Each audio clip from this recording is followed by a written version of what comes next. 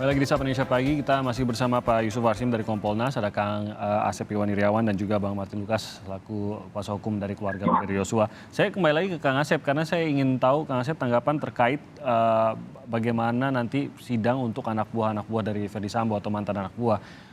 Saya ingat Kang Asep mengatakan bahwa seperti pelaku penembakan Baradae yang bisa saja sampai bebas kalau memang ia melakukan perintah dari Ferdy Sambo, terutama juga kalau ini di bawah tekanan. Sehingga memang perlu ada benar-benar pendalaman mengenai peran tiap-tiap dari anak buah ini. Nah, bagaimana juga untuk anak buah lainnya? Ada beberapa yang juga terlibat dalam berbicara dengan keluarga Brigadir Yosua Huta Barat, bahkan ini sampai melibatkan, sekarang jadi obrolannya melibatkan seorang yang terlibat dengan judi online dan lain-lain. Nah, bagaimana agar bisa melihat semuanya itu dan semuanya bisa berjalan dengan adil, terutama bagi mereka khususnya yang memang tidak tahu bahwa sedang membantu sebuah tindakan pidana, Kang Asep? Ya, karena disangkakan ada 340, diyuntokan 55 dan JIS ya, dijuntiskan 56, artinya apa? Pelak yang harus dibuktikan itu ya oleh jaksa itu adalah perbuatan pembunuhan atau pembunuhan berencana.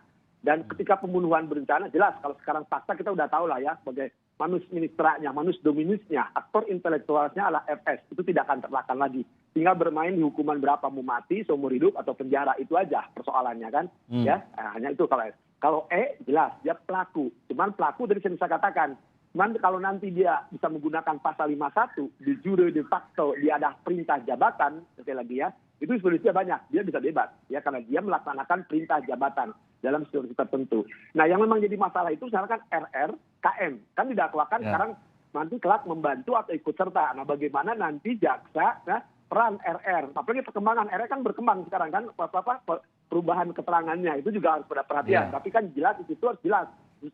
3 kata sering saya katakan, cermat, jelas, ya, lengkap, CJL itu kan. Nah, itu hati-hati. Kemudian juga ada peran-peran yang lain, PC juga kan. Nah, orang-orang ini pasti akan mendapatkan hukuman yang setimpal sesuai dengan sekali lagi ketulusertaannya atau membantu. Nah, nanti kan di fakta-fakta persidangan akan terungkap ya bagaimana yang dilakukan KM, apa yang dilakukan RR gitu kan. Kalau R jelas dari awal mengakui dia melakukan penembakan.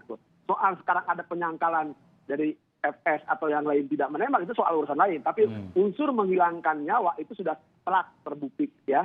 Tinggal bermain di lapas jumlah hukuman. Nah, sekarang juga ada kan yang melibatkan obstruction of justice-nya kan, melibatkan 90 lebih atau berapa puluh, nanti Pak Yusuf lebih tahu jumlahnya. Nah, itu juga nanti kan perannya dihukum, cuman kan ancaman hukuman mereka kan 9 bulan gitu kan, pidananya kan. Nah, kecuali kalau ada pasal-pasal lain. Jadi kalau yang kena obstruction of justice itu karena pasalnya hukumannya termasuk kategori ringan, nah ya terlepas mereka di PPDH kan gitu kan, nah itu mungkin mainnya di situ. Cuman bagi yang 5 orang ini yang jadi masalah tadi kan, FS kalau saya tinggal hanya pilihan kan, mati seumur hidup atau 20 tahun, itu aja pilihannya kan.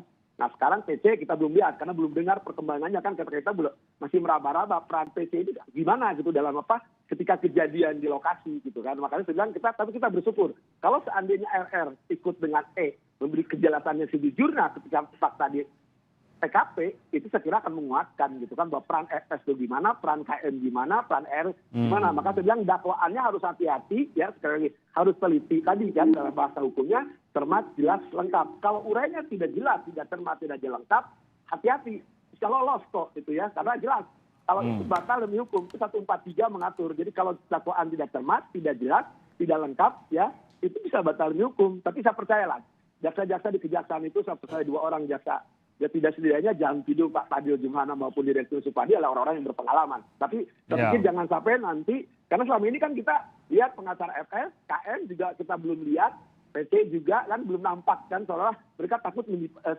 khawatirkan mereka takut menjipat senjata utamanya gitu yang akan dikeluarkan di persidangan. Tapi kita kan terawal semua kan persidangan ini. Nah, tadi diingatkan nih Bang Martin bahwa memang pada saat maju ke persidangan harus cermat, jelas, lengkap. Terutama ini karena berkaitan dengan pasal yang memiliki hukuman terberat, bahkan hingga hukuman mati. Ini yang menyebabkan memang benar-benar pada saat maju ke pengadilan, cermat, harus benar-benar cermat, harus benar-benar jelas, harus benar-benar lengkap. Tapi ini juga membuat resiko kalau ada yang luput saja ini, jangan-jangan seperti kata Kang Asep tadi, bisa saja batal demi hukum, Bang Martin. Ya, memang CJL itu ya, atau cermat, jelas dan lengkap itu berlaku untuk seluruh ini ya persidangan pidana, tidak hanya di kasus FS saja. Memang itu standarnya. Oleh karena itu berkas yang dilampirkan ataupun disubmit kepada kejaksaan itu beberapa kali dikembalikan karena memang kewenangan kejaksaan untuk menentukan apakah berkas itu bisa dipersidangan atau tidak.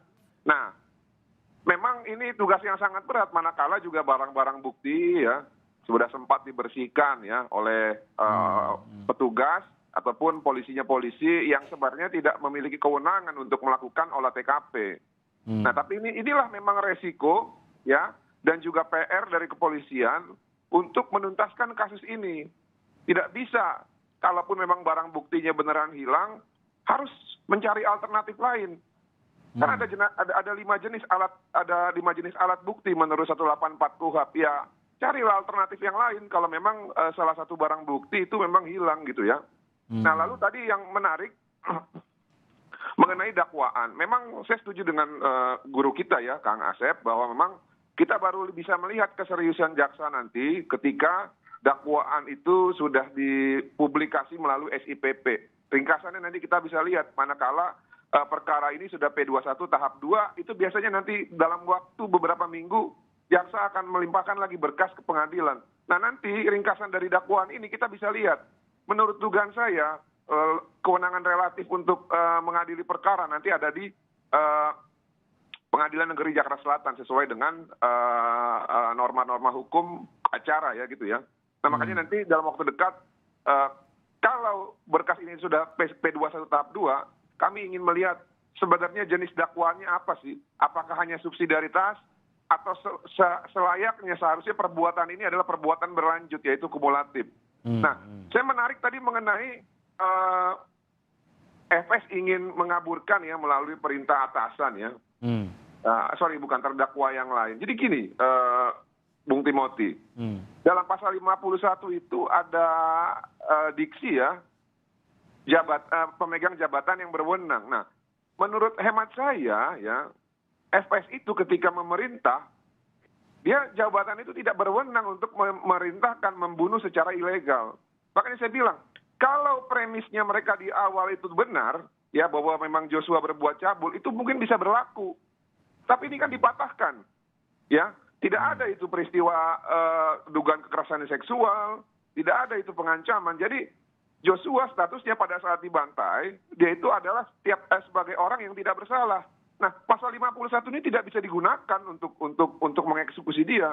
Jadi tetap menurut hemat saya ini eksekusi liar. Nah, yang terakhir mengenai sidang etik, tadi kan disampaikan bahwa menurut normanya itu kewenangan atau diskresi dari pemimpin sidang ya.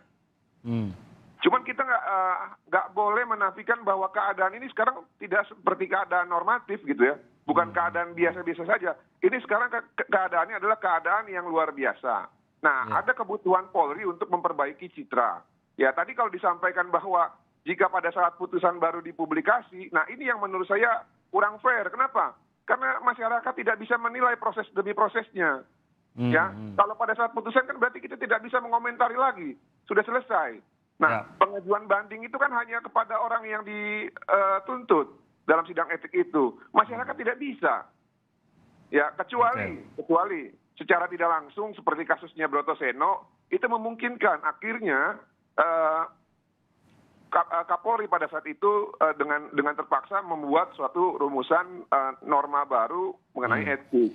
Nah, oleh karena itu saya titip pesan kepada Mas Yusuf, sampaikanlah sebagai pengawas bahwa sipil ataupun rakyat itu berhak mengetahui proses demi proses.